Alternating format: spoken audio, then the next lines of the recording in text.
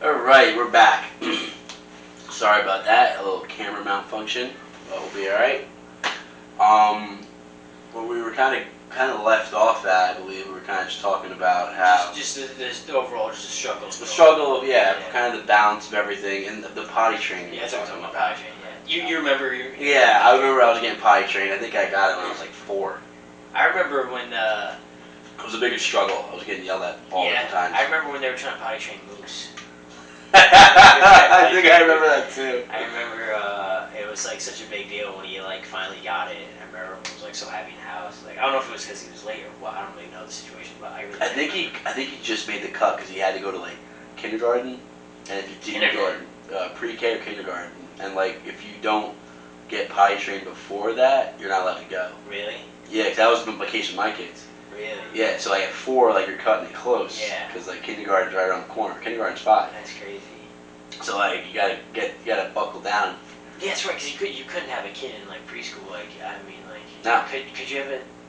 I mean, if it's daycare, yes. Pre-K, no. Yeah, daycare they'll like change your kids. Yeah, because when I had them in daycare and I used to work, the Naughton, you know what I'm talking about? Yeah. Donna yeah. Naughton, their daycare used to change diapers. Oh really? Yeah. I used their daycare for a minute. Okay. Yeah, but yeah, man, it's the potty training is like probably one of the biggest things for me. I was so worried about. Yeah, I bet. Everything else was like easy, and like I was telling Aaron last podcast, there's no great way of being being prepared to be a parent. Yeah. Like what you were talking about, like the house, financials, all that stuff. Good woman. Yeah. That's a way to prepare for them to come. Yeah. But once they're here, there's no way of preparing them how to do it. Yeah, there's no manual of parenting. For sure. Especially if if you've never done it. It's like your first kid. And everyone does it differently. Yeah. Sometimes my method's not going to always work for the next guy's method, There's times that me and Brendan talked about parenting, and he does things completely different than the way I do things, Granted, he has a girl, but, it's not always going to work the same. Yeah. All kids are different. Yeah.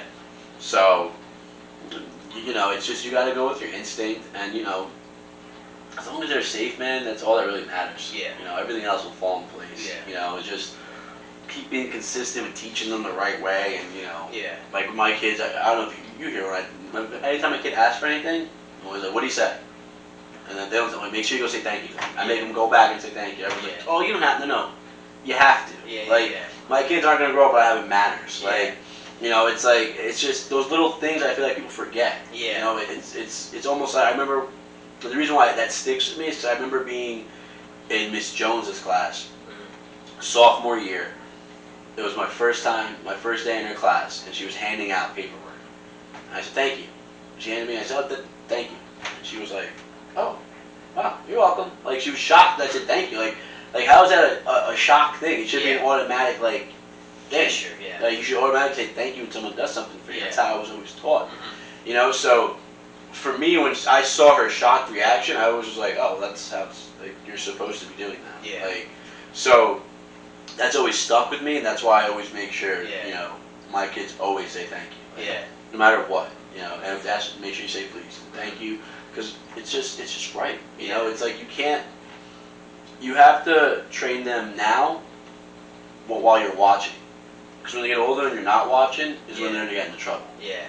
There's a lot of things that my mom taught me, and Grandpa taught me, and Grandma, if they didn't teach me that, when I was younger, there's certain situations I got in I probably wouldn't have got out of. Yeah. Because I didn't listen, or I wouldn't have paid attention to things like that, For sure. And, it's when you hit those life experiences and, that, thing clicks in your head and you're like, oh, my mother taught me this, or my grandfather taught me this, or my grandma taught me this. It clicks, and then, you either react the way you're supposed to, or you don't. Yeah. But most time, if you've been taught something, you're going to react to how you're supposed to react.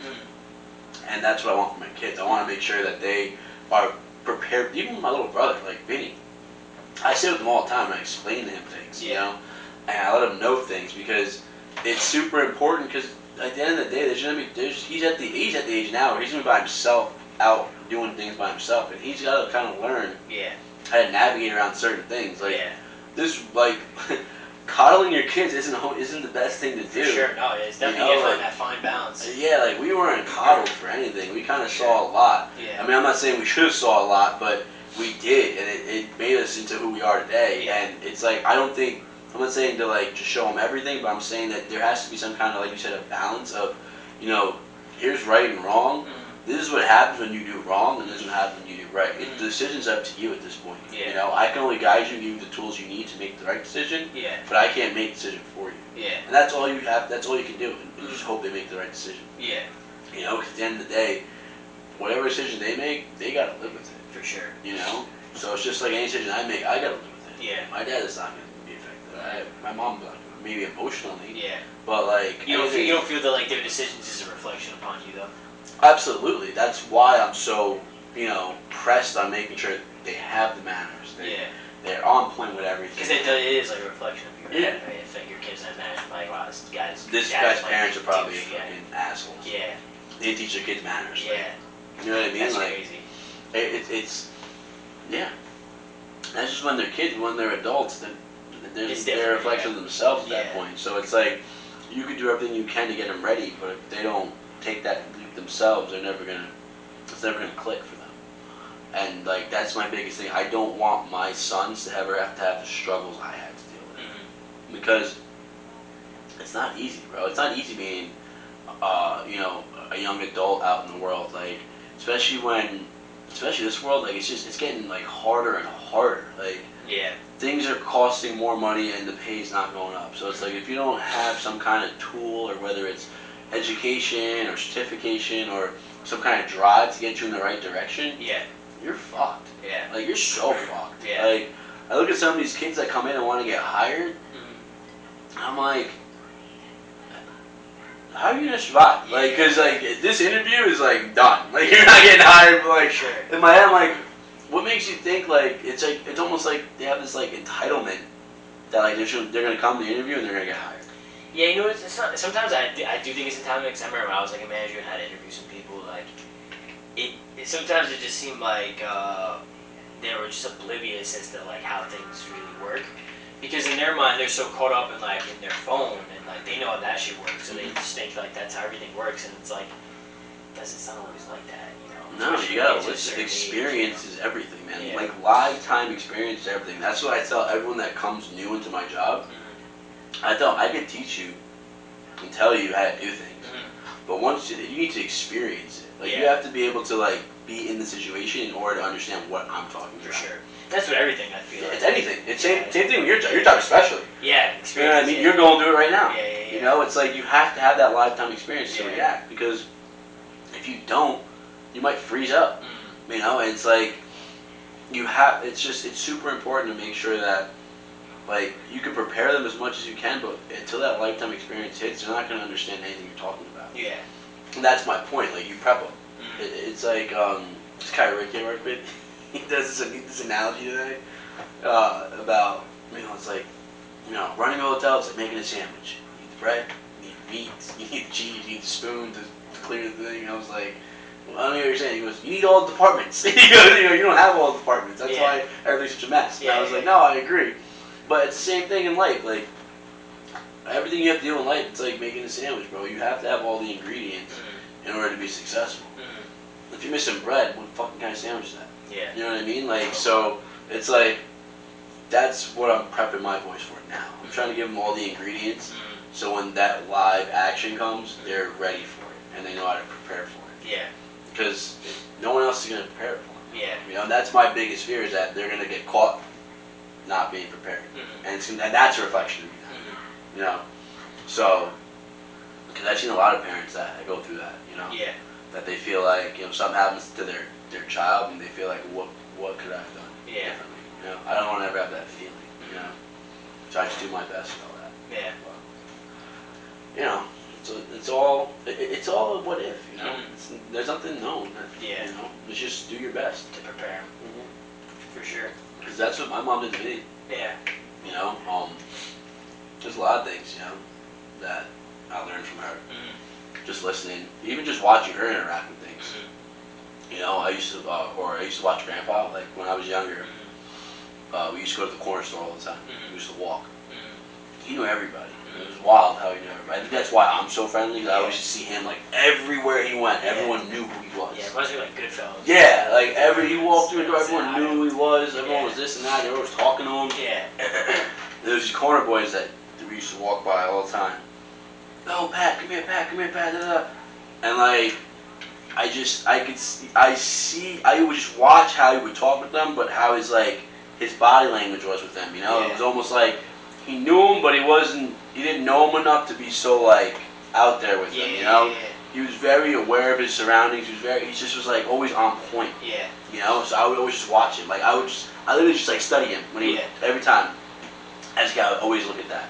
I'd watch how he walked, how he talked, and it was just like, so when like came my turn, like I just remember those things. Like remember being aware of my surroundings at all times. I'm always head on a swivel at all times. Everywhere I walk, I'm always looking around me, knowing where I'm at, what's around me, you know. And it's like I didn't know why he was doing that at the time. I was fucking 4 or 5 years old, walking around with my grandpa to the corner store to get bread from my grandma, you know. But as I'm older now, it all clicks in my head. Like this is why he was doing this. Yeah. You know, he was making sure no one could ever sneak up on him. No one could ever be, you know, catch him off guard. Run up on the kid. Yeah, like he was very just aware at all times. Yeah. And like that's what that's what makes me like that. Just seeing that, you know. So that's why I always make sure with my kids, like I'm acting how I want them to act. Yeah. In certain situations, because that's how I learned it from. I learned it from watching my grandfather. Yeah. You know, and like it's funny because like Abel does this thing now. It's like any little thing that goes on, he wants to know. He's like, Daddy, what's that? Why? What's this? I'm like, will you mind your business? Like, don't worry about it. Yeah, he's so nosy now, you know. But it's not a bad thing. It's a good thing for him to kind of want to know what's going on. Be aware. Yeah, I want him to be aware of things. You know, it's important. Yeah. But it's just funny though, because like he's very like. He wants to know what's going on. He asks questions about everything. He's at that age where everything is like a mystery to him. He's like, well, why is this going on here? Well, how does this work? Why does this work? You know? And it's funny. Like I go through a lot with him with that. I'm like, well, this works as that, this that, you know. But it's a good thing for them to ask questions. It's not a good thing when you tell your kids to mind your business and don't worry about things. Yeah. You know, it's like it's good to have those conversations. It's good to explain things to them. It lets them know that their time is. You cherish the time and that you're taking what their thoughts are into consideration as little as they are. Yeah. That's the key for me. Like I always make sure I take those times for that. Yeah. But yeah, man. I mean, on my personal advice, I think you'd be a good dad. I see you with my kids, and I just knowing you, watching you grow up and your growth. You be a really good dad because you're just you do the right things, even when like no one's watching, you do the right things, and like I always like respect that with you. You're disciplined kid. You always have been since we were younger, and that's one thing that like I wish I was more of, and but I'm happy you are, and I think that you would make a really good dad, like that you have the recipe to be a good father. When that's on you, you know. And I get what you're saying with the financial and all that stuff. Yeah, absolutely. You have to. Only you know when you're ready. You know. Yeah, it's just for me. I feel like for me, like there's just like, it's not that I wouldn't want to do it, but there's just like a list of things that I want to do first. Yeah, that's fine. And there's nothing wrong with that. You know. And that's the thing. And I wouldn't want to have a kid think like, oh man, I never got to do all this stuff, and then like look at them and be like resentful. Not that I think that would be the case, but I wouldn't even want that to even slip in my mind. But like some people would say that's selfish. That's not selfish. That's selfless because it's like I was having that conversation with my mom. My brother's like that. Yeah. My older brother. He doesn't want kids, and it's not a sense because he doesn't think he'd be a good dad. He doesn't want to risk it. Yeah. It's almost like he said that going through what he went through in his childhood.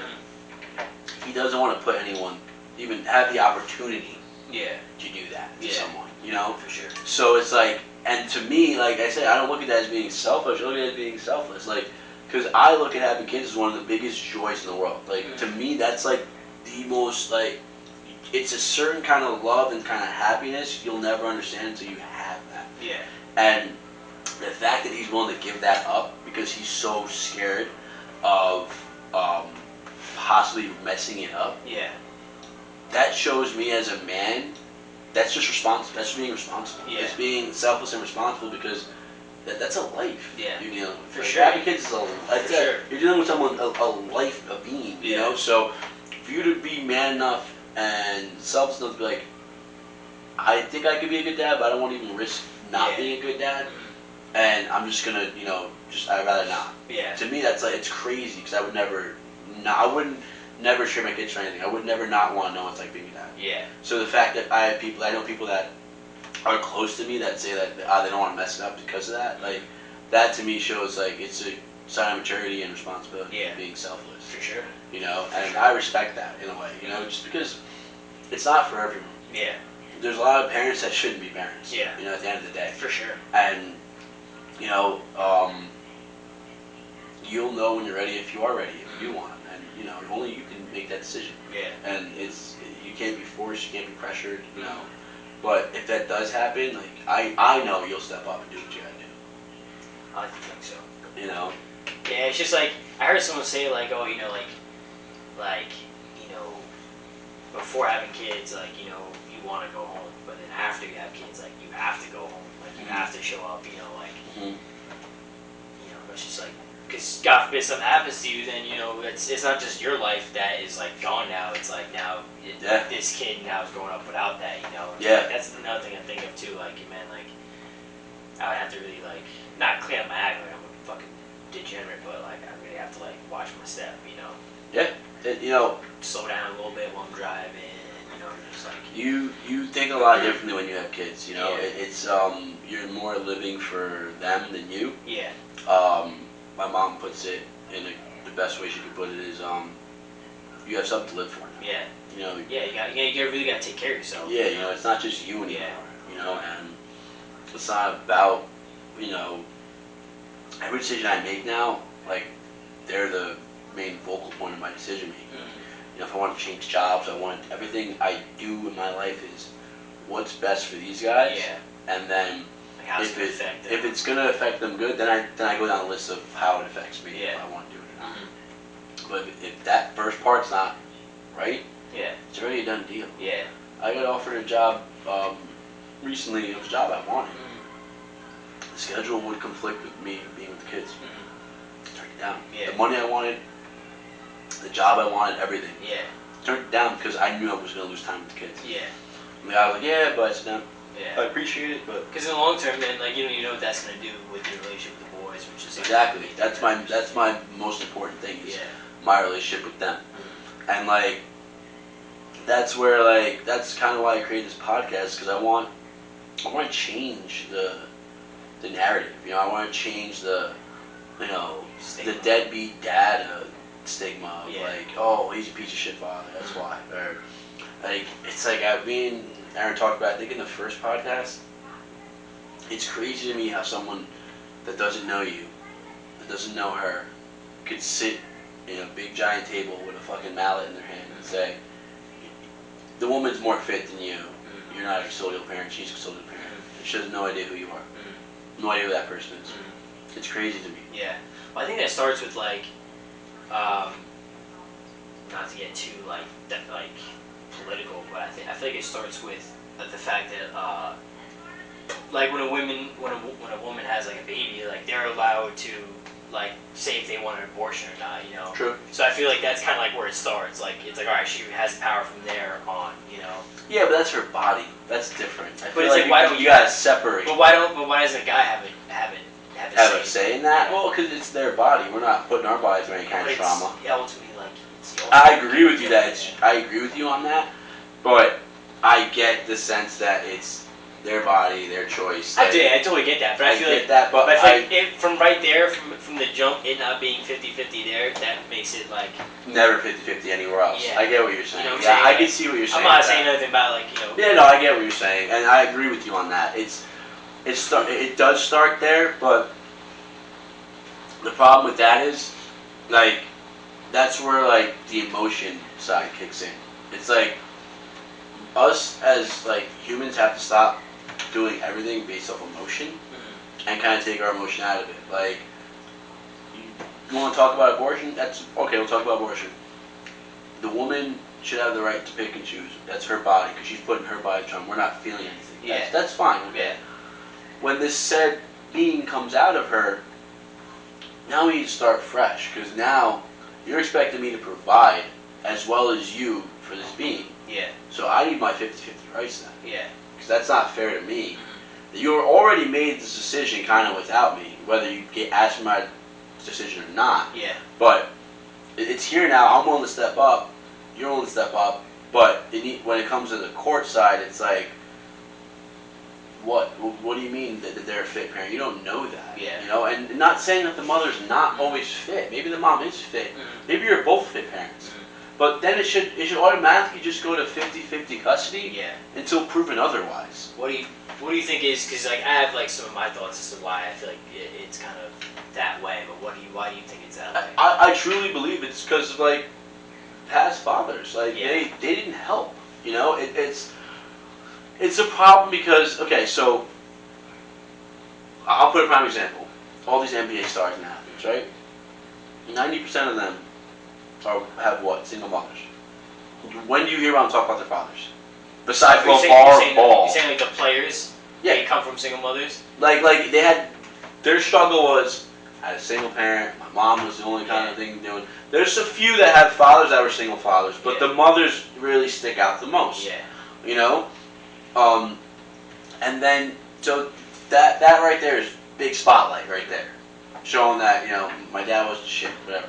A lot of the TV shows as kids, what did you see? The father was the one that left, the kid was left with the mom.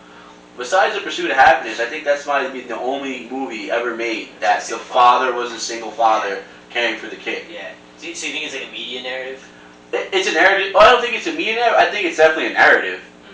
But that the media got a hold of and just once, you know, in fair play, but now it's the flip side. Now it's like it's a whole new generation of dads, and I know a lot of good dads. Like a lot of these dads are getting the shit out of the stick because of the stigma that was built in the 70s, 80s, and 90s. Like these newer dads from the 2000s all the way till now, they're different. You know, a lot of these dads, and reason why they're different is because they're like me and they didn't have a fucking dad, so they want to be different. You know, so it almost puts in an awkward situation because we want to be so different while we're living such a similar life because of the past. We have to live the way our fathers lived because of what they did, even though we're a good parent and we should be able to have 50-50. Yeah. You know, so that's where that's where I see the whole thing play out. And until we speak up on it and we had enough people to kind of like show everyone that it's not like that, you know, it's never going to change. Yeah. You know, so my goal is not to change it now, it's to change it for when my sons grow up and they want to have kids, and God forbid their relationship doesn't work out. Yeah. You know? So they can go in the courtroom and demand 50-50 because they know they're good dads and they get it. You know, so that's what my goal is. My bed's already made. Yeah. You know, and I work with it. But my goal is too is that just because your bed's made and you only get weekends with your kids doesn't mean you can't be as vocal or as present to your kids. I'm a very present father regardless if I have one weekends or not. I go to the school and I have to go to the school. I'm in contact with their teacher. I have to be in contact with the teachers. I ask their mom what's going on with their lives. Like I'm very, very involved in my kids' life. I don't have to be with them all the time to be involved in their lives. Yeah. There's so much technology now where I can be in touch with them all the time. You know, so that's like the biggest mistake a lot of these dads, some of these dads make now is that, oh, I only get 2 days with them, so I do my 2 days, do my time. Look at it as time. I do my time, and the mom's gone the rest of the week. Yeah. You can't do that. Yeah. You know, the kids feel that. For sure. The kids feel like if you're just doing your time, and Yeah. you're just kind of just dealing with them and then shipping them back. Yeah. That, you know, you have to give them that. You know, and that's the way it's gonna change. If you know, us as men have to step up and do the right thing as fathers, and then we have to just push it out there. Yeah. You know, we have to get this kind of bad light out of there.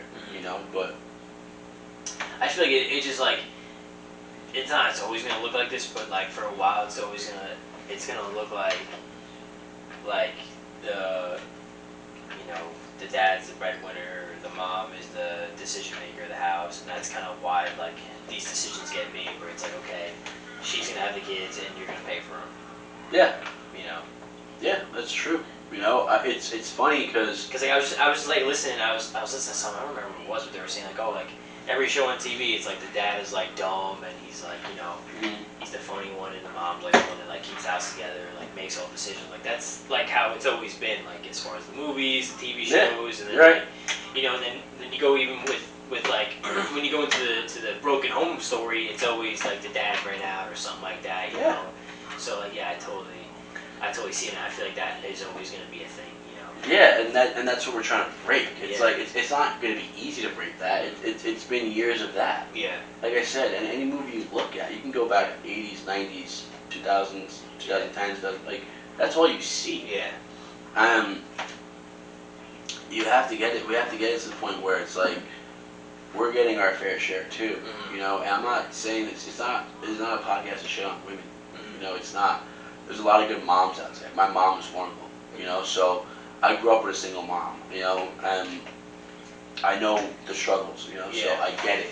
I've seen both sides of it. Yeah. So. Yeah, it's crazy. You're someone who literally, like, is seen the side of growing up single parent with your mom, and then now you're the single parent, and you're the dad trying to get, you know, the same rights that the mother has. Yeah, you know, and it's, you know, and it's key to just co-parent right now, you know, and that's my biggest advice right now if you're going through stuff with them. Learn to co-parent and to be willing to do things that you don't want to do now, because it's only going to get harder if you start to resist. Yeah. I kind of learned the hard way a little bit, you know, the fighting, the argument doesn't get you anywhere, especially in court. It's not going to do anything. So just, you know, work with the other parent. It could be unreasonable sometimes it's reasonable, but just work with them. Yeah. You know, because eventually they'll come around, and you'll start to kind of get, like, I'm in a position where, you know, me and my ex, we're good. You know, it's to the point where, like, if she needs a favor from me, I got her. If I need a favor from her, she's got me. Yeah. And that's how it should be. Yeah. You know, we're building that relationship now where we can co-parent and coexist without being assholes to each other. And that's key for the kids. You know, when they can see us laugh and joke and be able to, like, have conversations, then it makes things easier for them. Because you don't want to be at odds with them, because then you're making your kids feel like that it picks sides. Yeah.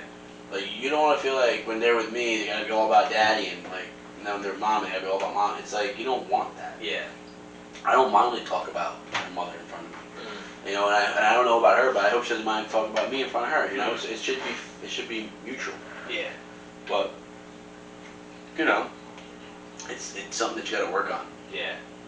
And something that you have to take your ego and your pride out of it. Because that will get in the way a lot. Because mine did.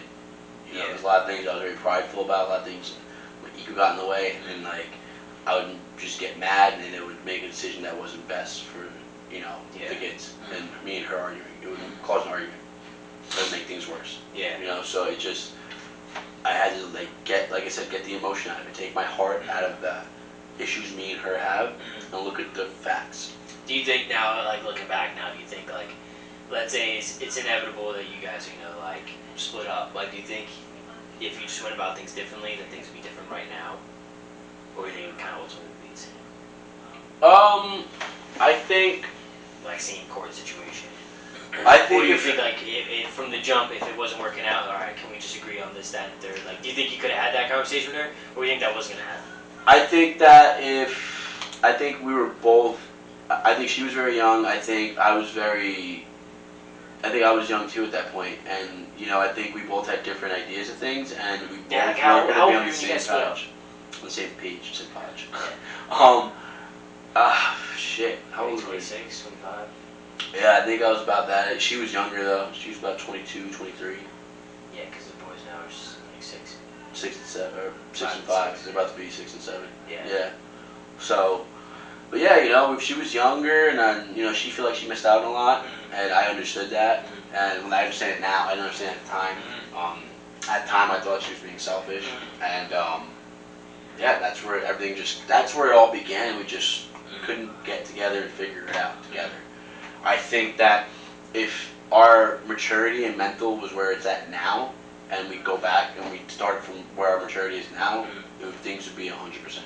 Yeah. We would be able to figure it out like that, and not even do any other stuff we had to go through. Yeah.